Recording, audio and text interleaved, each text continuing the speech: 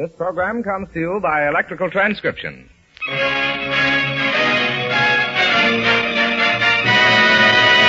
The Treasury Star Parade.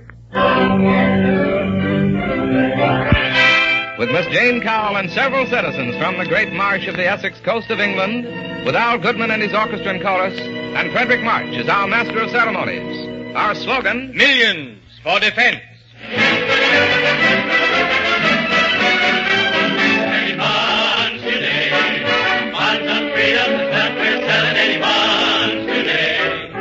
This is Frederick March, ladies and gentlemen, in another of the new series of programs brought to you by the Treasury Department. To all those whose watchword is service, whose devotion is true and unconscious of self, we dedicate this beautiful story of Paul Gallico's, The Snow Goose, as read by Miss Jane Cowell, with the musical background by Ralph Wilkinson.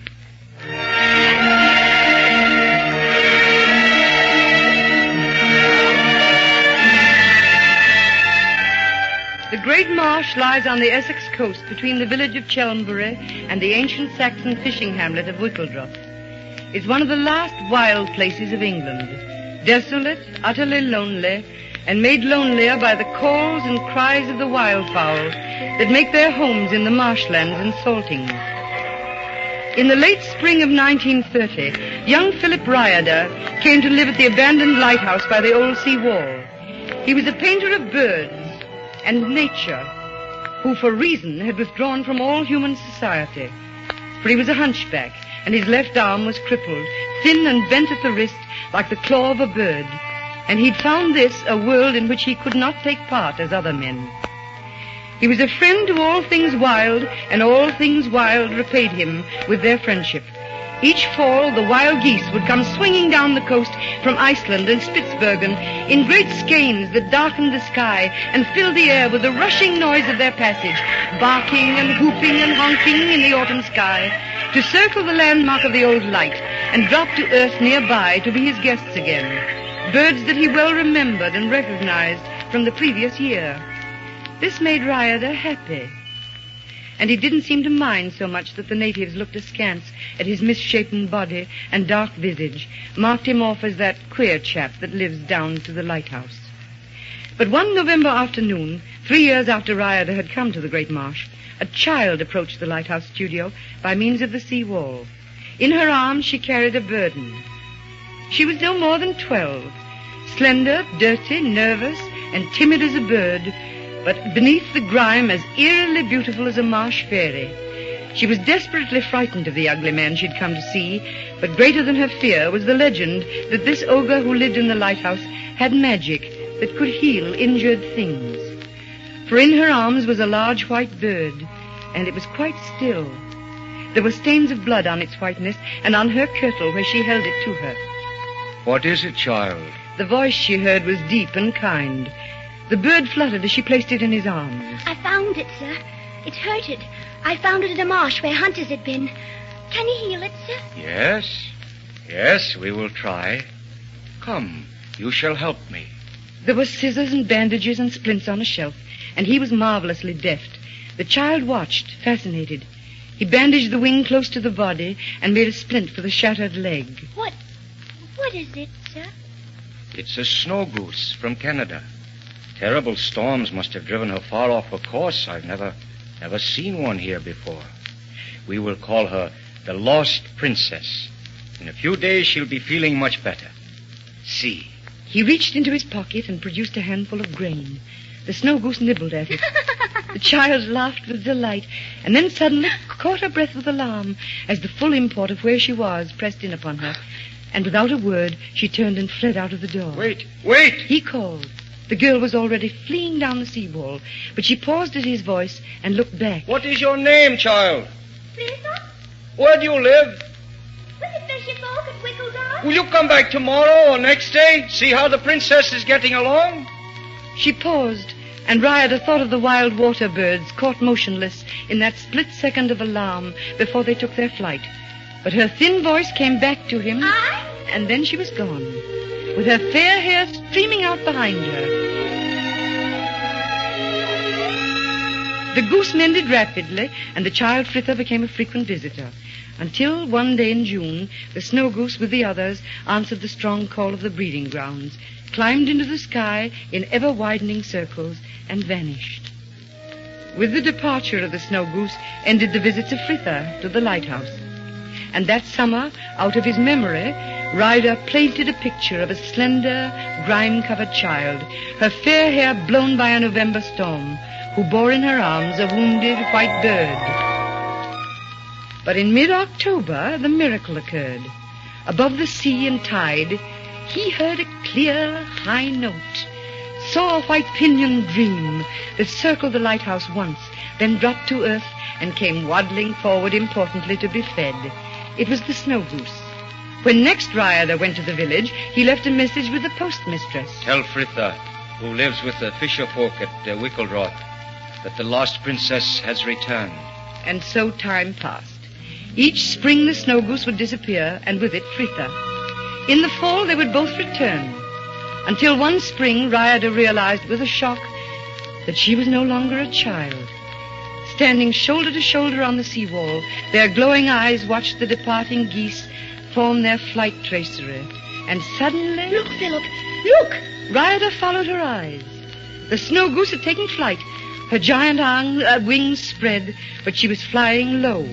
Once, twice, she circled the lighthouse, then dropped to earth again in the enclosure and commenced to feed. She bean't going, Philip. The princess be going to stay. I shall stay. She will never go away again. This is her home now, of her own free will. And Fritha was suddenly conscious of the fact that she was frightened. And the things that frightened her were in Ryder's eyes. The longing and the loneliness, and the deep, welling, unspoken things that he could not speak because of what he felt himself to be, misshapen and grotesque. And the woman in her counseled flight from something she was not yet capable of understanding. It was more than 3 weeks before she returned to the lighthouse. She came back, she told herself, only to see the snowbird. But she found Philip loading supplies into his little sailboat, which she'd often seen him handle with such skill, and a great fear, she knew not why, came into her heart. Philip, you be going away. The snow goose was forgotten. Words came tumbling from Ryder now. He must go to Dunkirk, 100 miles across the channel. A British army was trapped there on the sands, awaiting destruction at the hands of the advancing Germans. Fritha listened and felt her heart dying within her. He was saying he would sail the channel in his little boat. It could take 6 men at a time. In a pinch, 7. Philip, must he go? You'll not come back. Why must it be? I must, my dear. I must. Men are huddled on the beaches like hunted birds, Fritha. Like the wounded and hunted birds we used to find and bring to the sanctuary. And they need help, dear, as our wild creatures have needed help. And this is why I must go. It is something that I can do, Fritha.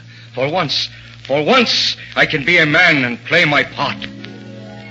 And Fritha stared at Ryder. He no longer seemed ugly or misshapen or grotesque, but very beautiful. Things were turmoiling in her own soul, crying to be said, and she didn't know how to say them. I'll come with you, Philip. No, my dear. Your place in the boat would cause a soldier to be left behind, and another, and another. I must go alone. Will you look after the birds until I return, Fritha? I will. And Godspeed ye, Philip.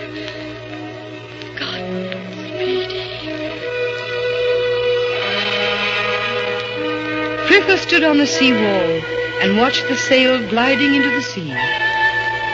Suddenly, from the darkness behind her, there came a rush of wings, and something swept past her in the air. In the night, she saw the flash of white wings and the thrust-forward head of the snow goose. It rose and cruised over the lighthouse once, then headed out toward where Ryder's sail was slanting in the gaining breeze, and flew above him in slow, wide circles. Watch over him, watch over him, Fritha whispered, until she could no longer see them, and they were both swallowed up in the night. Now the story becomes fragmentary. It's been gathered from many sources and from many people. Some of it comes from men who have looked upon strange and violent scenes. A goose! A blooming goose, so help me God! A goose it was! Jock here seen it same as me. It came flying down out of the muck and stink and smoke of Dunkirk that was overhead. It was white with black wings, and it circles us like a blooming dive bomber.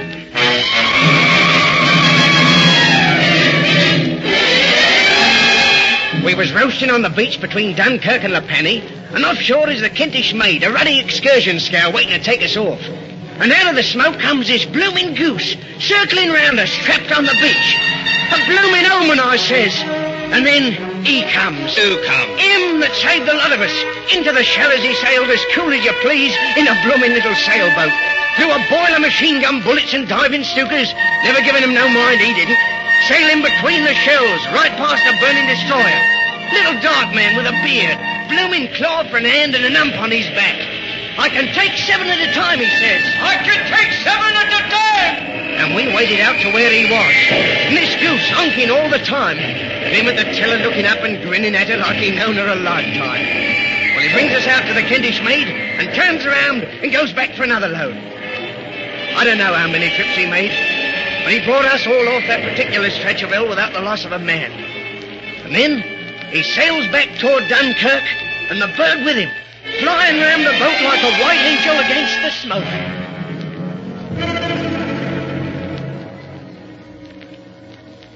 Frithla had remained alone at the lighthouse, wandering through the storerooms and examining the wonderful paintings within them.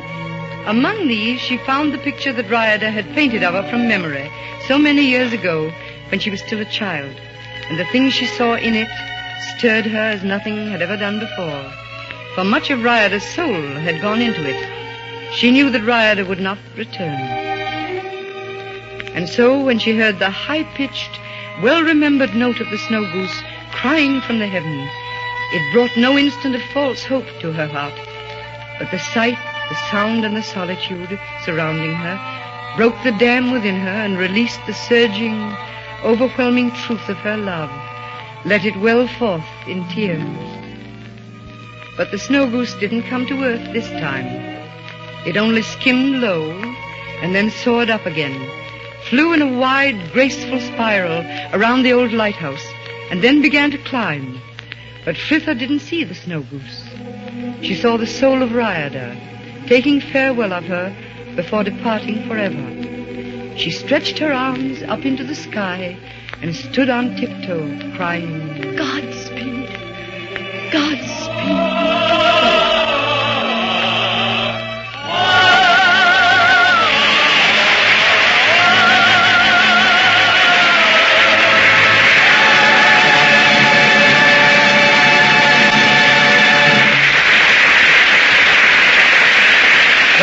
Thank you, Jane Cowell, for a magnificent performance. And you, Paul Gallico, for a beautiful and sensitive story of a man who counted his personal happiness and well-being as nothing in the face of an opportunity to serve his country. And now, one more thing, the most important thing. We in America are at war. We need money to win that war, and that's your job. Buy defense bonds and stamps. Buy them often and regularly. Budget a part of your income every week. Join the Treasury payroll savings plan wherever you work. Defense bonds and stamps are your way of investing in the future of America. Your future. It's your country. Keep it yours. The United States Treasury Department thanks the distinguished artists who donated their talents to this performance. Miss Jane Cowell for her magnificent interpretation of Paul Gallico's story of the Snow Goose, Mr. Gallico for his use of the material, and Frederick March for playing the part of Riada. The orchestra and chorus were under the direction of Al Goodman. Writing by Hal Block, John Latouche, and Malcolm Meacham. Production by William A. Bacher. This is Larry Elliott speaking.